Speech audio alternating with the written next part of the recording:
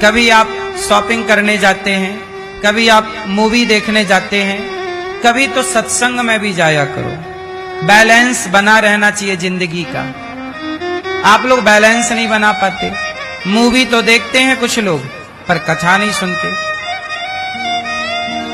कथाएं पति पत्नी, कथाएं अकेले नहीं सुननी चाहिए। अकेले सुनो ठीक है, पर कथा दोनों को सुननी चाहिए, क्योंकि कथा सुनने से आपका जीवन तो बदल जाएगा जो सुनेगा, पर जो नहीं सुनेगा वो पहले के जैसा रहेगा।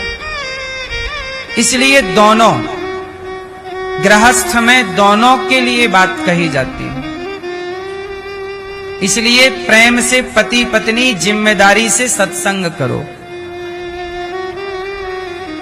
अब आप लोग कहते हो हमारे पति तो आते नहीं हैं, कोई बात नहीं। आपके पति इसलिए नहीं आते क्योंकि आपकी सास अपने बेटे को लेके कभी सत्संग में जाती ही नहीं है। ऐसे आपकी बहू आएगी तो वो आपको दोषी ठहराएगी कि हमारा पति हमारे संग इसलिए नहीं जाता क्योंकि आप अपने बच्चों को भी तो नहीं लाते ना, बेटे को नहीं सुनाओगे। कथा की जरूरत ज्यादा पुरुषों को है। कथा की जरूरत ज्यादा किसे है? पुरुषों को। सत्संग की जरूरत ज्यादा किसे है? पुरुषों को। क्यों? क्योंकि स्त्री तो अपने रास्ते ठीक चल रही है। स्त्री में भटकाव कम है, पुरुषों में भटकाव ज्यादा है। इसलिए बिगड़े ज्यादा पुरुष हैं, स्त्रियां नहीं। इसलिए पुरुषों को सत्संग की ज्यादा जरूरत है। और पुरुष कहां से शुरू होगा? आपके पुत्र से। आपका बेटा भी पुरुष ही है, इसलिए बचपन से उसे सत्संग के संस्कार देते रहिए, ताकि वो बड़ा होकर एक अच्छा बेटा बन सके, एक अच्छा पति बन सके, एक अच्छा भाई बन सके, एक अच्छा भारत का नागरिक बन सके। अच्छा व्यक्ति बनने के लिए अच्छे संग की जरूरत होती है। दुर्योधन गलत नहीं था, दुर्योधन का संग गलत था। बोलो हां, दुर्योधन गलत था कि दुर्योधन का संग? जोर से। कैकेयी गलत है कि कैकेयी का संग? कोई व्यक्ति कभी सही या गलत नहीं होता, याद रखिएगा। कोई भी व्यक्ति कभी सही या गलत नहीं होता। वो संगत किसकी करता है, वो संगत मायने रखती है। अच्छी संगत करेगा तो वो व्यक्ति अच्छा होगा, बुरी संगत करेगा वो व्यक्ति बुरा होगा। अब आप देख लीजिए संगत का परिणाम कितना गहरा होता है। कैकेयी ने मंथरा की संगत कर ली, दुर्योधन ने शकुनी की संगत कर ली, और अर्जुन ने भगवान कृष्ण की संगत कर ली। क्या है ये संगति? संगत से गुण आत हैं, संगत से गुण जाए। लोहा जड़ा जहाज में, पानी में उतराए। यदि लोहा भी नाव की संगत कर लेता है तो लोहा भी तैरने लग जाता है।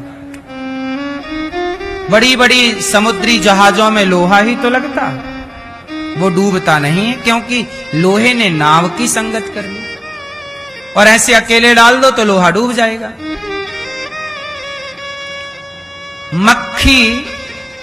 मक्खी तो आप सब जानते हैं।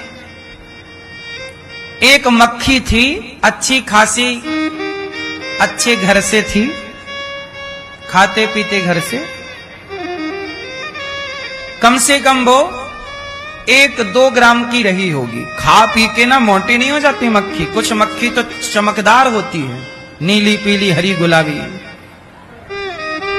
नहीं, एक तो अपनी देसी मक्खी होती है, सब छोटी सी मक्खी। एक इससे बड़ी साइज की होती है मक्खा। हाँ या ना? मक्खी का जेठ मक्खा, वो थोड़ा बड़ा होता है, नहीं देखा आपने? वो माना कि मक्खी का वजन यदि 1 ग्राम है, माना कि होती नहीं है 1 ग्राम की, फिर भी थोड़ी देर के लिए उदाहरण के लिए समझ लो। एक मक्खी 1 ग्राम की है, और वो मक्खी यदि जाके सब्जी की दुकान में तराजू में बैठ जाए जहां टमाटर आलू तौले जा रहे हो, तो मक्खी सब्जी वाले की दुकान में जाके तराजू में बैठ जाए तो कोई फर्क नहीं पड़ता। लेकिन वही मक्खी यदि सुनार की दुकान में चली जाए और सोनी सुनार की तराजू में किसी भी तरफ जाके बैठ जाए तो 1 ग्राम बढ़ा देगी कि नहीं?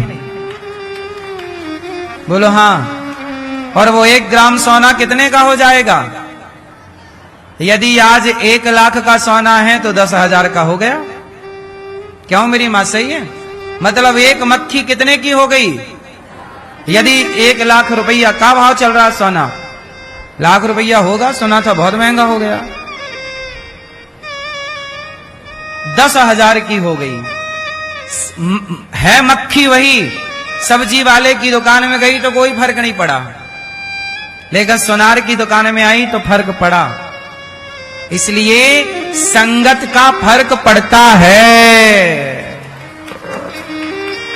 सुनार की संगत का और सब्जी वाले की संगत का, दोनों की संगत का मक्खी को फर्क पड़ता है।